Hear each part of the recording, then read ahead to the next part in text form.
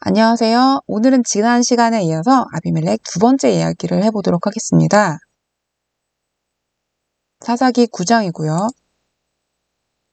기드온의 아들 아비멜렉에 대한 이야기를 하고 있습니다. 이 아비멜렉은요, 자기 형제 70명 중에 69명을 죽인 그런 잔인무도한 사람인데요. 기드온은 서자이고 첩의 아들이었고요. 어머니는 세겜 출신의 가나안 여인이었습니다.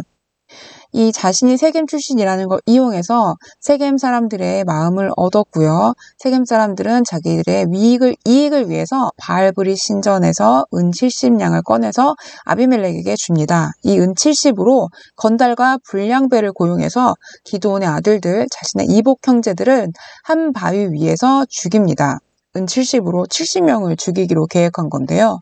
그 중에 막내 요담은 도망을 갔으니까 69명을 죽인 것입니다. 그 후에 세겜성의 왕이 되었고요. 3년 후에 가알이라는 사람이 들어와서 지난 시간 이야기가 되었습니다. 아비멜렉이라는 말의 뜻은요, 나의 아버지는 왕이다 라는 뜻인데요.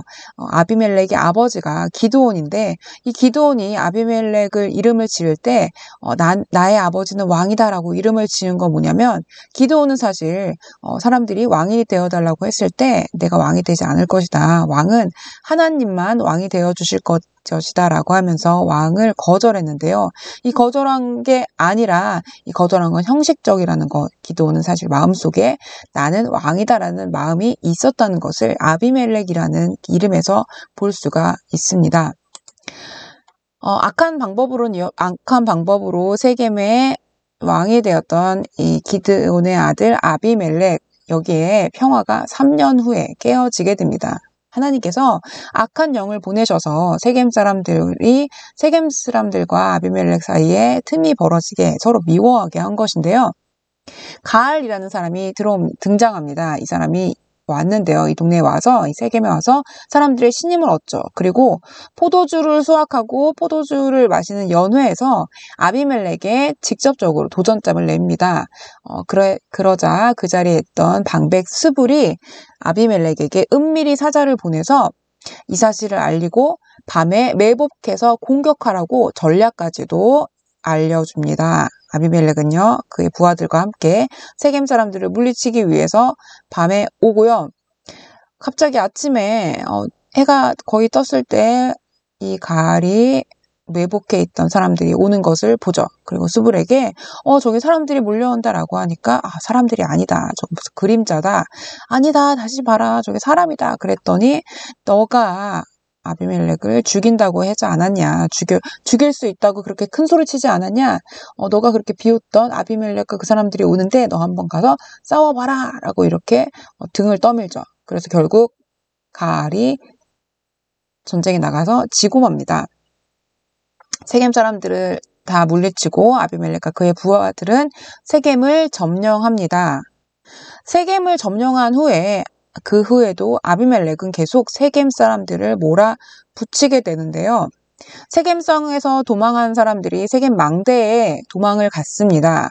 이 망대는 세겜성에서 떨어져서 밭에 세운 기지로서 1000명도 운신할 수 있는 곳이었는데요. 이 세겜 망대에 있던 사람들이 세겜성에 점령하고 모두 죽임을 당했다는 것을 알게 되었어요. 이 세겜 망대에 있던 사람들이 세겜성이 점령하고 모두 죽임을 당했다는 얘기를 듣고 엘브릿 신전의 보루로 들어갔습니다. 이 엘브릿이라는 뜻은요, 언약의 신이라는 뜻인데요.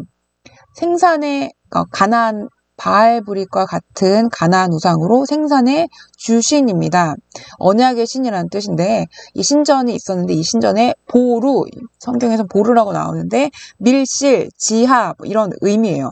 여기에 이제 사람들이 숨어 들어가게 됩니다. 그리고 문을 단단히 잠궜어요. 들어오지 못하도록. 사람들이 이제 이것을 보고했습니다. 아비멜렉에게 신전에 은신처에 숨었다라고 이야기했고요. 이 보고를 받은 아비멜렉이 군사들을 데리고 살문산에서 나무가지를 찍어 메워와서 그 보루 위에다 놓고 불을 질렀습니다. 그로 인해서 여기 은신처에 숨어있던 사람들 모두가 죽었습니다. 그 수가 거의 1000명이나 되었다라고 성경은 이야기합니다. 아비멜렉이 이렇게 세겜성을 정복했고요. 세겜 사람을 모두 죽이고 세겜성을 다 회파했는데요. 그런데도 아비멜렉의 욕심은 여기에서 끝나지 않았습니다. 여기에 만족하지 못한 아비멜렉은요, 자신의 지위를 굳히기 위해서 세겜성 사람들이 아비멜렉에게 반역할 때 동조한 것으로 추정되는 데베스로 점령을 하려고 합니다. 이 데베스는요, 세겜성으로부터 18km 북쪽으로 떨어진 세겜성의 이웃 성읍입니다. 데베스 사람들이 아비멜렉 군사들이 막 오는 것을 보고 자신들의 성을 점령하려 하자 성읍 내에 있던 망대로 도망을 갑니다. 망대로 도망을 가요. 망대는 성 안에 있는 요새를 말합니다. 데베스 사람들은요, 망대로 들어가서 문을 잠갔습니다. 아비멜렉과 그 군사들은 망대 문 앞까지 가까이 가서 화공법으로 불을 지르려고 했습니다. 그 전에 화공법으로 이겼기 때문에 불을 지르려고 가까이 갔습니다. 그때 위에 있던 한 여인이 맷돌 윗짝을 아비멜렉 머리 위로 내리 던집니다. 그래서 아비멜렉의 두개골이 깨졌습니다. 아비멜렉은요, 군왕이 한 여인에게 죽임을 당했다는 사실이 불명예스럽다고 생각했고요. 여기서 맷돌, 여러분 맷돌이 우리가 알고 있는 이 동그란 맷돌 뭐 이런 거라고 생각하시는데 그 당시에 맷돌은 아마 이렇게 생겼을 것이라고 추정합니다. 이 사사기에 나오는 이 사사기의 맷돌은 이렇게 곡식을 갈아 부수는 돌이라고 번역하는 것에 의미를 둔다면 곡식을 갈아 부수는 돌에 아래짝이 있고요. 넓적한 거. 아래짝이 있고요. 그리고 위에 짝이 있는데 이렇게 두 짝이 있을 것이라 추정을 합니다. 이렇게 생겼을 것이라고 보죠. 그러면 어떤 것으로 아비멜렉에게 던졌을지 모르겠지만 맷돌이라는 것으로 성경은 그의 두개골이 깨졌다라고 이야기합니다. 아무튼 아비멜렉은요, 이 여인에 의해서 이름 모를 여인에 의해서 맷돌에 맞아 죽게 되고요. 아비멜렉이 이 여인에게 죽음을 당했다는 사실이 너무 수치스럽다. 그래서 자기의 무기를 든 청년을 급히 부릅니다. 그리고 이렇게 말하죠. 너는 칼을 빼어 나를 죽이라. 사람들이 나를 가리켜 여자가 그를 죽였다 할까 하노라. 네, 사람들이 나를 빨리 죽여달라. 여자가 나를 죽였다. 그런 수치스러운 불명예가 될까? 나는 죽으면서도 그런 고민을 하게 된 거죠. 그래서 자기의 부하에게 자기를 죽이라고 명합니다. 그 청년은 아비멜렉의 명령을 따라서 칼로 아비멜렉을 찔려서 죽였고요. 그로 인해 아비멜렉을 따르던 군사들은 각기 흩어져서 자기들 처소로 돌아갔습니다. 이렇게 아비멜렉의 통치는 완전히 끝나고 말았습니다. 성경은 이렇게 이야기합니다. 아비멜렉이 그의 형제 70명을 죽여서 자기 아버지에게 행한 악행을 하나님이 이같이 갚으셨다. 또 세겜 사람들의 모든 악행을 하나님이 그들의 머리에 갚으셨다. 여룻바알의 아들 요담의 저주가 이렇게 그들에게 응했다라고 성경은 마무리하고 있습니다. 여러분, 기드온의 첩의 아들 아비멜렉, 우리가 지난 시간과 이번 시간에 봤는데요. 세겜성 사람들을 선동해서 그들의 도움을 받아 자신의 형제 70 아들을 학살하고 왕으로 추대를 받았죠. 세겜성 사람으로부터. 그렇지만 아비멜렉과 세겜성 사이에 다툼이 일어나서 결국 둘 다 망하게 되었습니다.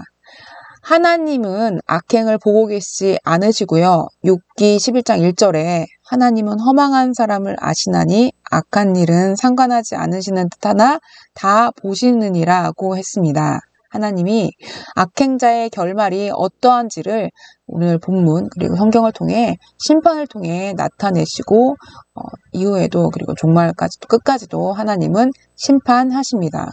그렇기 때문에 사람이 무엇으로 심든지 그대로 거두게 된다고 갈라디아서 6장 7절에는 말하고 있습니다.